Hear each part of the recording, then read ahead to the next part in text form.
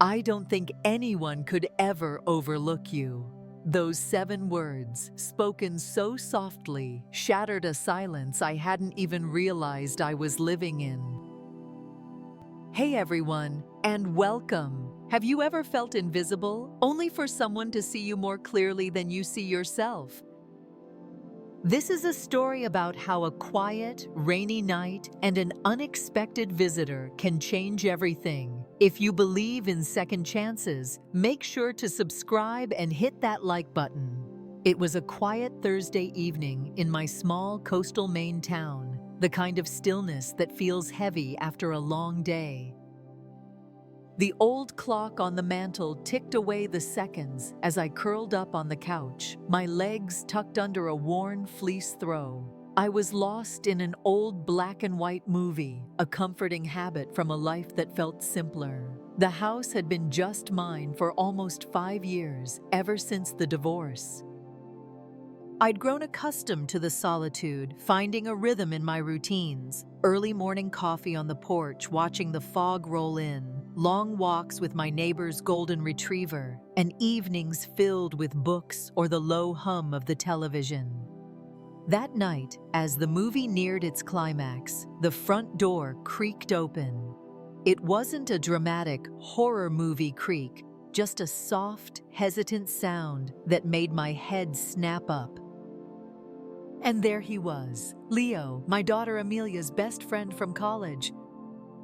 I hadn't seen him in years, not since he'd helped Amelia pack her things after graduation. Back then, he was a charming, boyish kid with kind eyes and a laugh that came easily. But the man standing in my living room now, soaked from the autumn drizzle, was different. He was broader in the shoulders, with a quiet confidence in his gaze that I didn't recognize. "Clara?"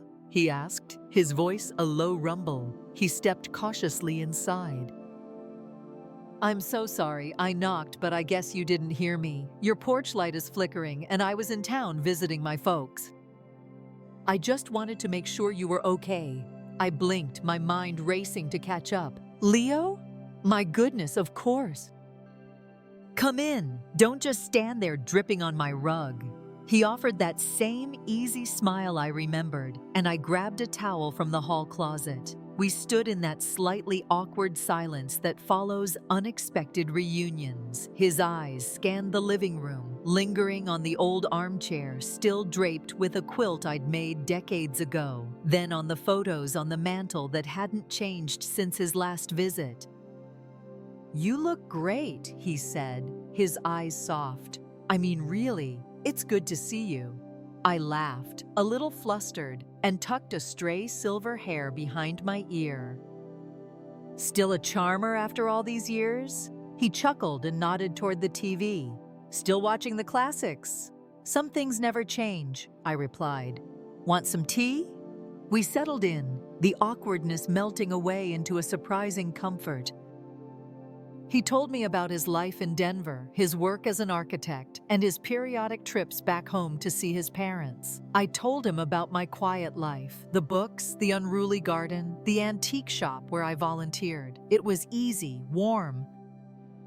But there was something else in the air, a subtle shift in the way he looked at me. It wasn't inappropriate, just different. It was like he saw me, Clara, not just Amelia's mom. At one point, he reached for the tea mug on the coffee table, and our hands brushed. It was a soft, fleeting touch, but it sent a jolt through me that lingered. His eyes met mine, and for a split second, the room felt impossibly small and silent. He didn't pull away, and neither did I. Then he smiled, a little more reserved this time. "I should probably get going," he said. "Didn't mean to barge in." "You didn't," I said softly. "It was nice, unexpected, but nice." I walked him to the door as the rain drizzled under the glow of the streetlight. "Would you like to come by again while you're in town?" The question tumbled out before I could stop it. Leo paused, then nodded slowly. "I'd like that a lot." He stepped out into the night, and I closed the door, my heart beating a little faster than it had in years. I turned back to the couch, the movie still playing, but suddenly everything felt different. A door inside me, one I thought was locked and sealed for good, had just creaked open, and I had no idea what I would find on the other side. The next morning, I found myself lingering over my coffee, replaying every moment. His voice, his eyes, the warmth of his hand against mine. I told myself I was being foolish. He was just being kind. But what if he wasn't? What would you do in my shoes? Let me know what you think in the comments below. Around midday, there was another knock. My heart leaped, but I forced myself to stay calm. It was him. "Hope this isn't bad timing," Leo said, holding up a paper bag. "My mom baked some sourdough." I figured it would go well with whatever magic you're cooking up that smells so good. He came in, and we sat at the small kitchen table where I always ate alone. We ate soup and fresh bread, and the conversation flowed even more easily than the night before. He asked me questions that went beyond small talk, about my life after the divorce, about dreams I'd put on a shelf. He listened with an intensity that made me feel seen. "You have this way of telling stories," he said, leaning in slightly. "It's so calming." I missed that. A warmth bloomed in my chest. I couldn't remember the last time someone had called me calming. Dependable, yes.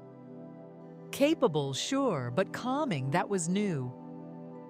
Later, we moved to the living room with some mellow jazz playing in the background. We sat on the couch, a little closer this time. He looked at the photos on the mantel, his gaze stopping on an old one of my ex-husband and me. "Do you miss it?" he asked quietly. "Being with someone, I mean."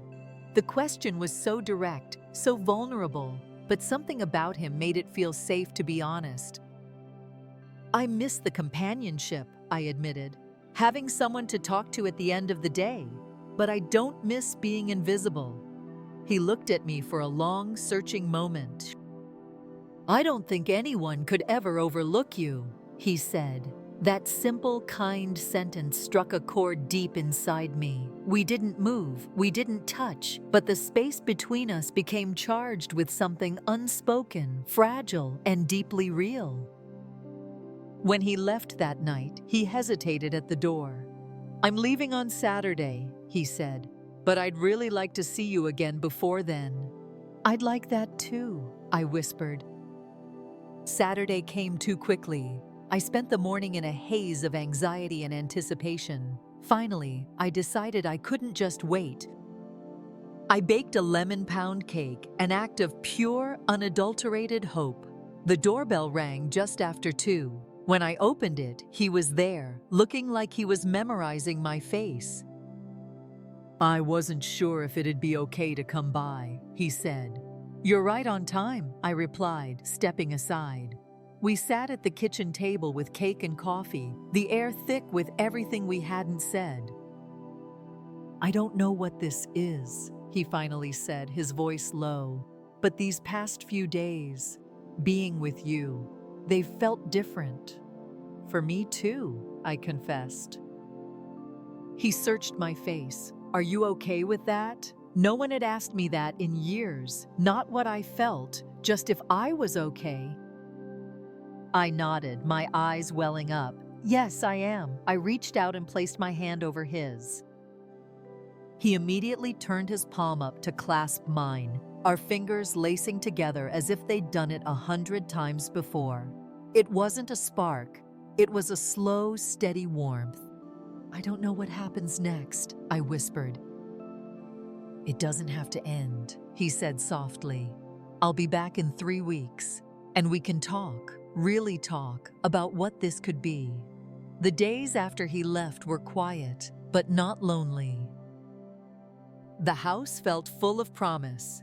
A week later, my phone buzzed. Made it back.